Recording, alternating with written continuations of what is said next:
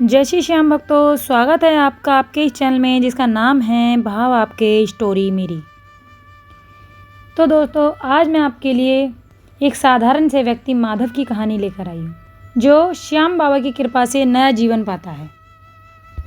पर वीडियो शुरू करने से पहले आप लोगों से एक रिक्वेस्ट करना चाहूँगी कि अगर आप मेरे चैनल पर पहली बार आए हैं तो प्लीज़ चैनल को सब्सक्राइब करें और बेल आइकन को ज़रूर प्रेस करें। तो चलिए शुरू करते हैं आज की वीडियो। माधव एक छोटे से कस्बे में रहता था, जो राजस्थान के छोटे से गांव में था। वह एक साधारण बढ़ई था, जो लकड़ी से फर्नीचर बनाता था और अपने परिवार का पेट पालता था। उसके घर में उसकी पत्नी सीता और दो छोटे छोटे बच्चे राधा और राजू उसके लिए दुनिया की सबसे बड़ी दौलत थे। लेकिन ज़िंदगी हमेशा आसान नहीं होती। माधव का काम कम होता जा रहा था, क्योंकि गांव में बड़े शहरों से सस्ता सामान आने लगा था। उसका छोटा सा घर पुराना हो गया था और बारिश में छत से पानी टपकता था। कर्ज का बोझ बढ़ता जा रहा था। कर्जा मांगने आते लोगों के बोल उसकी रातों की नींदें उड़ा रहे थे। एक बार जब माधव बाजार में लकड़ी लेने गया तो उसने देखा सड़क के किनारे एक साधु भजन गा रहा है। भजन था, हारे का सहारा बाबा श्याम हमारा। तो माधव ने साधु से पूछा, बाबा, ये श्याम बाबा कौन है?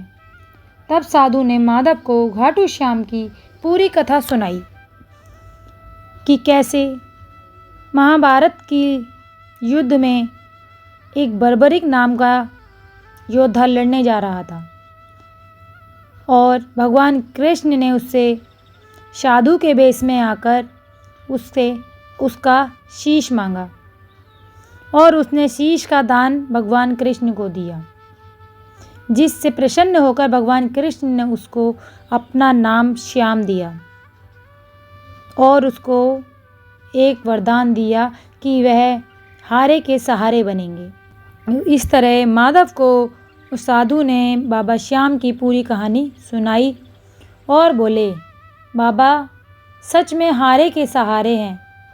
माधव, बस एक बार सच्चे दिल से उसे पुकारो, वह तुम्हारी झोली खुशियों से भर देंगे। माधव ने साधु से श्याम बाबा की एक छोटी सी तस्वीर ली और घर चला गया। घर जाकर उसने अपनी पत्नी सीता को सारी बात बताई। सीता बोली, क्या सच में बाबा हारे के सहारे हैं? दोनों ने बड़े प्यार और आस्था के साथ बाबा की तस्वीर को मंदिर में स्थापित किया और अपने बच्चों के साथ बाबा श्याम की छोटी सी पूजा की। फिर अगले दिन माधव बाबा की पूजा कर अपने काम पर गया, पर काम तो धीरे धीरे कम होता जा रहा था। पर माधव को बाबा पर पूरा भरोसा था। वह दिन रात बाबा की सेवा करता था, बाबा का नाम जप करता था। उदास बैठा बैठा भी मन ही मन जय श्री श्याम रटा करता था। पर काम तो जैसे बंद ही हो गया। अब तो कभी कभी बच्चों के खाने के लिए घर में कुछ भी नहीं होता था। दोनों पति पत्नी बड़े दुखी थे, पर बाबा पर उनका विश्वास एकदम अटूट था। एक दिन माधव अपने घर के बाहर उदास होकर बैठा था। तभी वहां से एक सेठ जा रहा था।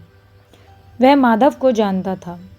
उसने माधव को देखा और बोला, माधव, तुम तो इतना अच्छा लकड़ियों का काम करते हो, तो फिर ऐसे खाली और उदास क्यों बैठे हो? माधव ने उसे अपनी सारी कहानी बताई।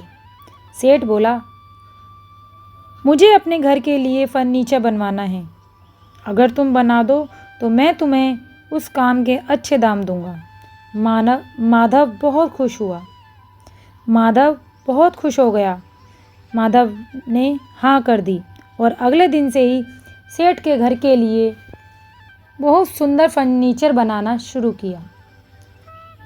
सेठ फर्नीचर देखकर बहुत खुश हुआ। अब सेठ ने उसे उस काम के अच्छे दाम दिए और शहर में उसे नया ऑर्डर भी दिलवा दिया। माधव ने उस पैसों से अपने घर की मरम्मत करवाई। अब काम अच्छा चलने लगा। बहुत अच्छा। लेकिन कुछ समय बाद फिर से काम मंदा हो गया, क्योंकि सेठ कुछ दिन के लिए शहर से बाहर चला गया था। काम फिर मंदा हो गया। माधव और उसकी पत्नी फिर दुखी रहने लगी, बड़े परेशान रहने लगी। फिर से घर में खाने पीने की तंगी होने लगी।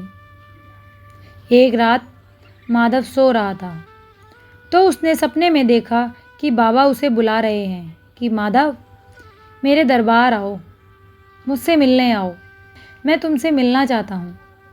उसने सुबह अपनी पत्नी सीता को अपना सपना बताया और बोला, सीता, मुझे श्याम बाबा के दर्शन करने जाना है। सीता बोली, हमारे पास तो पैसे ही नहीं हैं।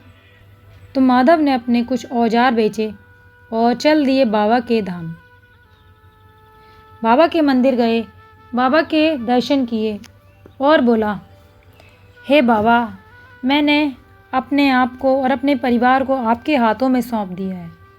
अब मेरे जीवन की एक एक सांस आपके नाम है। अब जो करोगे आप करोगे। अब तू जाने, तेरा काम जाने बाबा। इतना कहकर बाबा के दर्शन कर मंदिर से बाहर आए। मंदिर से बाहर निकलते ही उसे वही सेठ दोबारा मिल गया। सेठ बोला, माधव, तुम यहाँ, तुम भी बाबा के दर्शन करने आए हो? माधव बोला, हाँ जी सेठ जी। सेठ बोला, मैं शहर से बाहर गया था कुछ दिन के लिए। मुझे एक बहुत बड़ा प्रोजेक्ट मिला है। क्या तुम मेरे लिए फर्नीचर बनाओगे? माधव बहुत खुश हुआ और उसने सेठ को हाँ कर दी और बाबा को लाख लाख धन्यवाद दिया, बार बार धन्यवाद दिया, दंडवत प्रणाम किया बाबा को बार बार। फिर वह घर चले गए। इस तरह सेठ के साथ मिलकर वह काम करने लगा। माधव बहुत ईमानदार और मेहनती इंसान था। उसने बड़ी ईमानदारी के साथ सेठ के साथ काम किया। उसकी मेहनत और ईमानदारी से खुश होकर सेठ ने उसे अपना साझेदार बना लिया। अब तो माधव के घर में बाबा की कृपा बरसने लगी। कभी उसके घर में खाने को रोटी भी नहीं थी और आज 56 भोग हो रहे हैं। बरस रही थी बाबा की मेहर। अब उसने अपना सारा कर्जा उतार दिया और अपने लिए, अपने बच्चों के लिए शहर में एक नया घर लिया। अब उसके बच्चे शहर के बड़े और अच्छे प्राइवेट स्कूल में पढ़ते हैं। आज भी गांव के लोग माधव को याद करते हैं कि बाबा ने उसकी परीक्षा ली और फिर अपने गले लगाया। तो देखा भक्तों आपने, ऐसी है मेरे श्याम प्रभु की लीला, जो कभी कभी हमारी परीक्षा तो लेते हैं पर अपने बच्चों का हाथ कभी नहीं छोड़ते। तो अगर आपको ये वीडियो अच्छी लगी हो, ये कहानी अच्छी लगी हो, तो प्लीज़ वीडियो को लाइक कीजिएगा, चैनल को सब्सक्राइब कीजिएगा और कमेंट में जय श्री श्याम ज़रूर लिखिएगा भक्तों। तो मिलते हैं अगली वीडियो में बाबा के नए चमत्कार के साथ। तब तक के लिए जय श्री श्याम।